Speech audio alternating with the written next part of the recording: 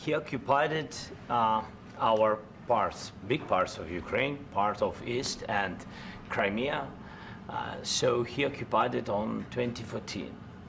So during a lot of years, so I'm not speaking about just Biden, but those time was Obama, then President Obama, then President Trump, then President Biden, now the President Trump, and God bless, now President Trump will stop him. But during 2014, nobody stopped him. He just occupied and took. He killed people. You know what the contact 2015. 2014. 2014 and 2014. 2014. Yeah. So I was not here. Yeah, but that's exactly right. Yes, but during 2014 till 2022, yeah, the situation the same. The people have been dying on the contact line. Nobody stopped him. You know that we had conversations with him, a lot of conversation, my bilateral conversation, and we signed with him, me, like a new president. In 2019, I signed with him the deal. I signed with him, Macron and Merkel, we signed ceasefire. Ceasefire. All of them told me that he will never go. We signed him with gas contract. Yes, but after that, he broken this ceasefire. He killed our people and he didn't exchange prisoners. We signed the exchange of prisoners, but he didn't do it. What kind of diplomacy, JD, you are speaking about? What do you mean?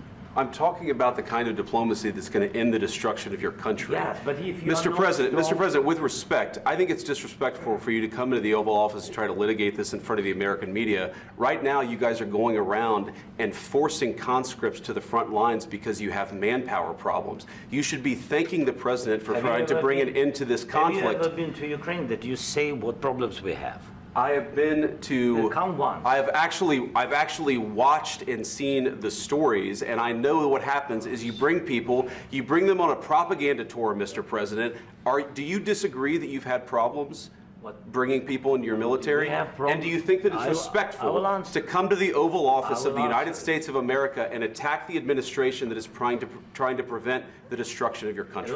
A lot of questions. Let's start from the beginning. Sure. First of all, during the war, everybody has problems, even you, but you have nice ocean and don't feel now, but you will feel it in the future. God bless. You don't know that. God bless. God bless. You will not have a war. Don't tell us what we're going to feel.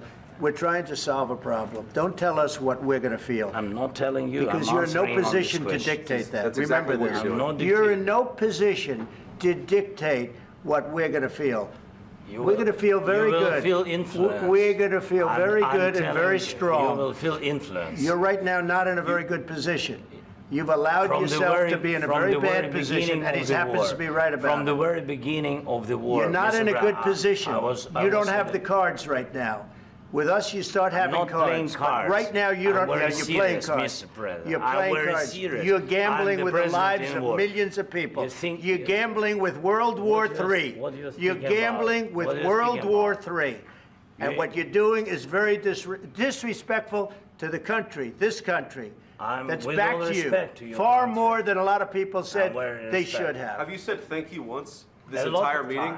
No, in this entire meeting, have you said thank you? You went to Pennsylvania and campaigned for the opposition in October. Offer some words of appreciation for the United States of America and the president who's trying to save your country. Please, you think that if you will speak very loudly about the war, you can... He's not speaking loudly. He's not speaking loudly. Your country is in big trouble. Can I Wait a minute. No. You've done a lot of talking. Your country is in big trouble. I know. You're not winning. You're not winning this. You have a damn good chance of coming out okay because of us. Mr. President, we are staying in our country, staying strong from the very beginning of the war. We've been alone, and we are thankful. I said thanks you haven't in been this alone. cabinet. You haven't been alone. In this cabinet. We gave you, through this stupid president, $350 billion. We gave you military equipment, and your men are brave, but they had to use our military. What about if you didn't have our military equipment, if you didn't have our military equipment, this war would have been over in 2 weeks. In 3 days, I heard it from Putin. In 3 days, this is something maybe new. Less. In 2 weeks, of course, yes. It's going to be a very hard thing to do business like this. Again, I tell you, just say thank you. I said a lot of accept times that there, thank you accept to that, American people. accept that there are disagreements, and let's go litigate those disagreements rather than trying to fight it out in the American media when you're wrong. We know that you're wrong. but you see, I think it's good for the American people to see what's going on. I over understand, there. sir. I think it's I very understand. important. That's why I kept this going so long. You have to be thankful. You don't have the I'm cards. thankful. You're buried there. Your people are dying. tell you You're again, running low I on know. soldiers. Don't- Listen, don't please, you're running Mr. low on President. soldiers. It would be a damn good thing. Mr. And then President. then you tell us, I don't want a ceasefire. I don't want a ceasefire. I want to go, and I wanted this. Look, if you could get a ceasefire right now, I tell you, you take it so the bullets stop flying and your men stop getting killed. Of course, we want to stop the war. But you're saying you don't want a ceasefire. But I said to you, I want a ceasefire. with guarantees. Because you'll get a ceasefire faster than an agreement. Ask our people about ceasefire, what they think. That wasn't doesn't with matter me. for you what- that what wasn't this with me. means. It That was wasn't with with you. a guy named Biden, who was not a smart person. But this That is was your, with, this that was is with your Obama. president. It was your president. Excuse me. That was with Obama, who gave you sheets, and I gave you javelins. Yes. I gave you the javelins to take out all those tanks. Obama gave you sheets. In fact, the statement is Obama gave sheets and Trump gave javelins. You got to be more thankful, because let me tell you, you don't have the cards. With us, you have the cards. But without us, you don't have any cards. One more question to Mr. Vice President. I'm sorry, here. It'll be a tough deal to make, Um, because the attitudes have to change. what if Russia breaks ceasefire? What if Russia breaks peace talks? What do you do then? I understand that it's a heated conversation right now. What are you but saying? what She's if asking, Russia- what if if Russia Putin breaks the breaks ceasefire? for the- What if anything? What if a bomb drops on your head right now? But they have Okay? broken What if they ceasefire broke it? so many I don't know. They broke it with Biden, because Biden, they didn't respect him. They didn't respect Obama. They respect me. But all- Let me tell you, Putin went through a hell of a lot with me. He went through a phony witch hunt where they used him and Russia.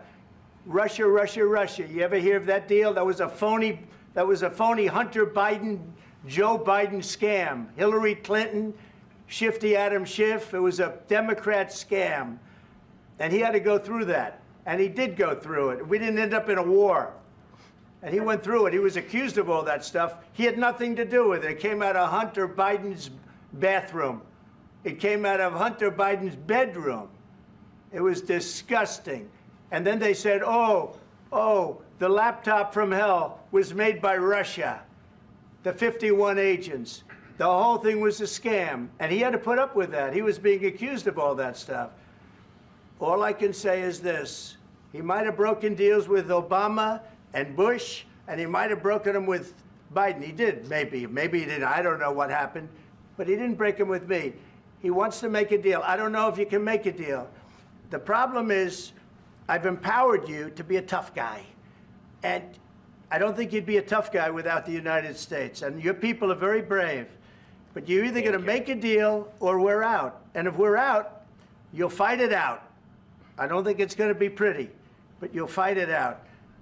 But you don't have the cards. But once we sign that deal, you're in a much better position. But you're not acting at all thankful. And that's not a nice thing. I'll be honest, that's not a nice thing. All right, I think we've seen enough. What do you think? Huh? This is going to be great television, I will say that. All right. We'll see what we can do about putting it together. Thank you. Guys, let's go. Guys, come on, let's go. We'll see. I don't know. All right, guys. Guys, come on. Please. Hey, come on.